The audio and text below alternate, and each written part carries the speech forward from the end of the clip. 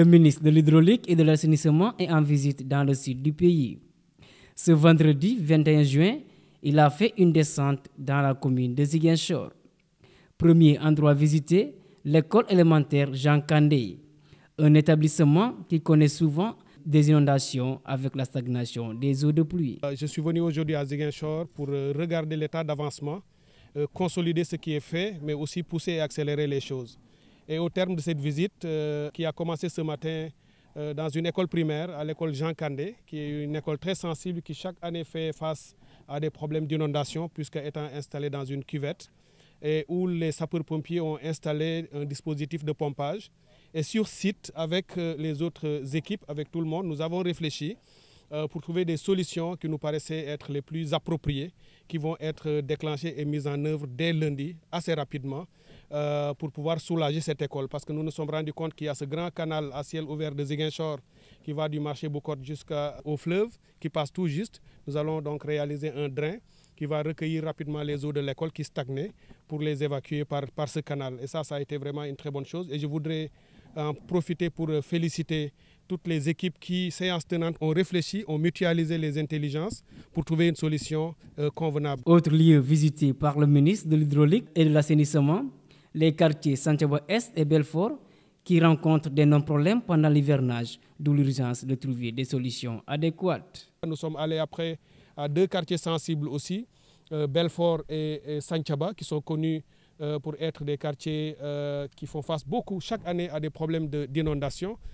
Il y a évidemment tous les besoins que nous avons en urgence, que nous allons déployer aussi rapidement, en élevant le niveau ou la capacité de pompage avec les sapeurs-pompiers.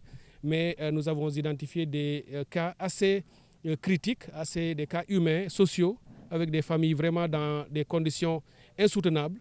Et dans les meilleurs délais avec le gouverneur et les structures, nous allons les enlever de là pour les mettre dans des conditions un peu plus acceptables pour qu'elles puissent passer l'hivernage dans de meilleures conditions en attendant qu'on trouve d'autres types de solutions. Des travaux d'urgence vont être réalisés au niveau du Grand Canal de Alouar, dixit le ministre.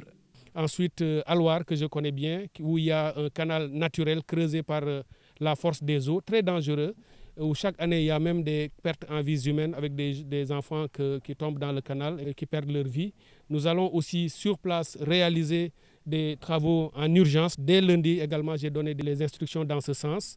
Les techniciens ont réfléchi avec un dispositif technique qui permettra d'atténuer ou de réduire la vitesse de circulation des eaux. Nous allons stabiliser les ouvrages de passage qui sont déjà installés sur les sites, afin aussi à ce niveau-là de passer l'hivernage en amoindrissant les dommages et les dégâts sur la population.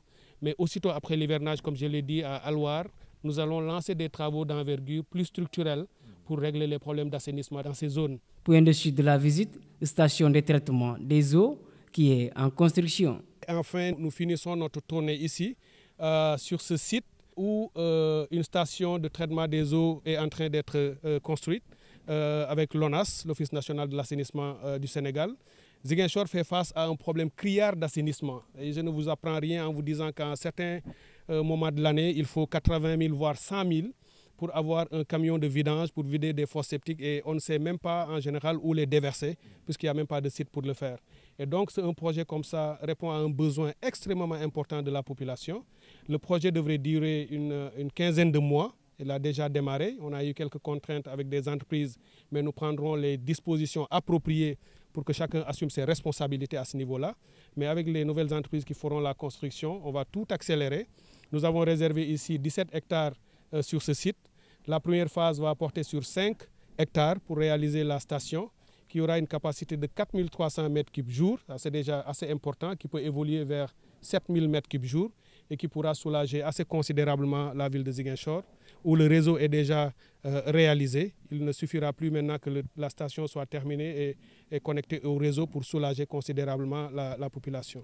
Un cas assez important a été porté à notre attention bien avant même notre départ de Dakar. J'ai reçu des images du Cap Skirring où dès la première pluie, des magasins, le centre commercial et autres ont été inondés puisqu'il se passe dans l'aéroport des travaux de sécurisation de la piste.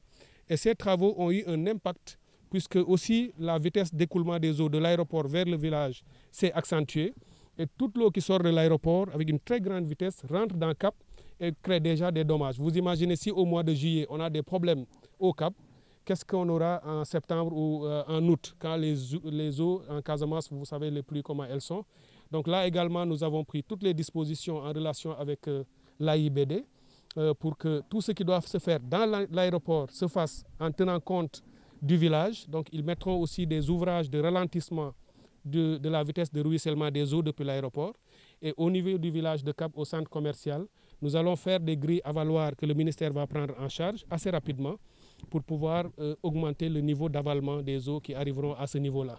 Lors de sa visite, le ministre de l'Hydraulique et de l'Assainissement en a profité pour lancer un appel de citoyenneté à la population sénégalaise.